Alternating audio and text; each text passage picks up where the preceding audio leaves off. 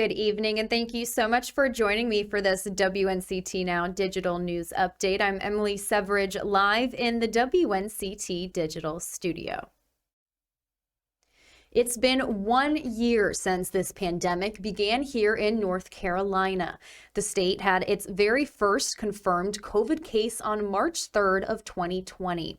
Since then, at least 863,000 people in our state have contracted the virus, and more than 11,000 have lost their battle with COVID-19.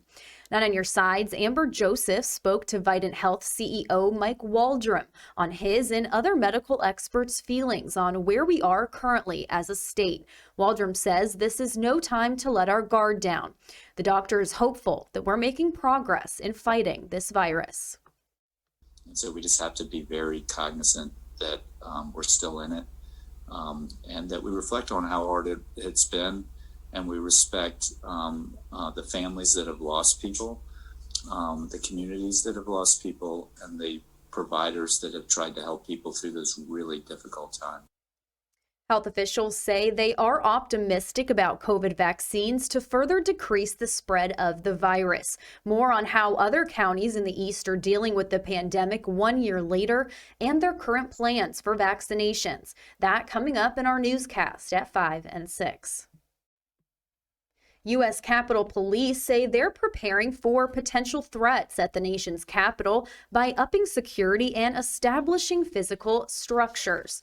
The Capitol Police Department reported it obtained intelligence that suggests a militia group is plotting to breach the Capitol building on Thursday. The department says they have made security upgrades and are increasing manpower to ensure protection of Congress members, the public, and police officers. Capitol Police could not release any further details about the alleged plot, the militia group, or security preparations due to the sensitive nature of the information. So that is all that we have for now. Controversy over a popular children's book author. That and more coming up after this short break. WNCT 9 on your side has a new feature, the WNCT Podcast Network. Stay up to date on the latest political topics by subscribing to What the Politics, and get your latest sports information by listening in to WNCT 9 on your side Sports Talk. Severe weather can make life difficult, especially here in the East. Dropping temperatures, school closings, freezing rain, ice and snow. Gusty winds over 20 miles an hour. A freezing fog advisory is in effect. Chief Meteorologist Jerry Jackson and his team of weather experts keep you ahead of any storm. And this rain shield continues to pump in. Storm Team 9, keeping you safe in severe weather. Thanks so much for joining me. If you're just tuning in, I'm Emily Severidge, live in the WNCT Digital Studio, bringing you some evening updates. WNCT is bringing you live streamed updates every Monday through Friday at 1:30 p.m. and 4 o'clock p.m. to bring you the latest and up-to-date news before our nightly newscast. Kobe Bryant's childhood basketball hoop was sold this week for a significant amount of money. According to sports media sources, the late NBA star's childhood basketball hoop sold for $37,200 at Heritage Auctions.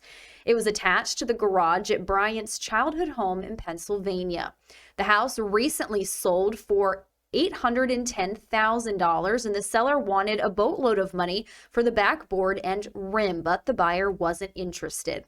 As a result, the hoop was dismounted and the seller struck gold by putting it up for auction.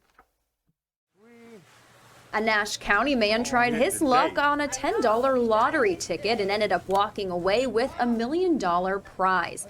Charles Rupert of Rocky Mount won $1 million off a bankroll ticket he purchased from a local food mart. Rupert had the option of taking the $1 million as an annuity of $50,000 a year for over 20 years, or a lump sum of $600,000. He chose the latter and after taxes took home $424,503. The $1 million bankroll game launched in December with 5 prizes of $1 million. 3 top prizes still remain to be won. In national news, there's major changes to the Dr. Seuss books. 6 titles will no longer be published because of racist and insensitive imagery. Ashley Ketz from our sister station in Illinois has the story. Controversy over celebrated children's author Dr. Seuss as the business that preserves and protects his legacy announces it will cease publication and sales of 6 children's titles. In a statement Tuesday, Dr. Seuss Enterprises said, quote, "These books portray people in ways that are hurtful and wrong." In And to Think That I Saw It on Mulberry Street, an Asian person is portrayed wearing a conical hat, holding chopsticks, and eating from a bowl. If I Ran the Zoo includes a drawing of 2 barefooted African men wearing what appear to be grass skirts with their hair tied above their heads. I think that the depictions, especially of the Asian characters and the Black characters in some of these books, have been racist since the beginning. While these 6 books may be lesser known, children's literature scholar Rebecca Fitzsimmons calls them highly problematic. Seuss has a really deep catalog and a really extensive body of work. And so for them to say these books have been highlighted by experts as being exceptionally problematic, and so we're going to stop publishing them. It's a discussion that started in Jill Stepanovic's Virginia bookshop years ago. She says her store hasn't carried the Dr. Seuss titles for some time and isn't surprised by the move. Because we're small and we can curate a collection, we stopped carrying books that we thought we didn't want to put into their hands. There's so much great literature for kids right now that it just didn't make sense. Fitzsimmons agrees. Whether you're a parent, a teacher, or a librarian, the books we share with our children matter. Kids, especially at a very young age, the kids who are encountering Dr. Seuss for the first time, they have books handed to them. They very rarely are the ones who are selecting the books for themselves.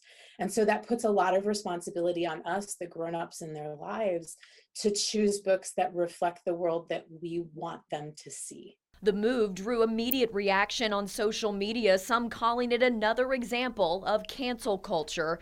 But Stepanovic believes Dr. Seuss's collection as a whole should not be canceled. I don't believe that you should be completely wiping out the entire work of Seuss.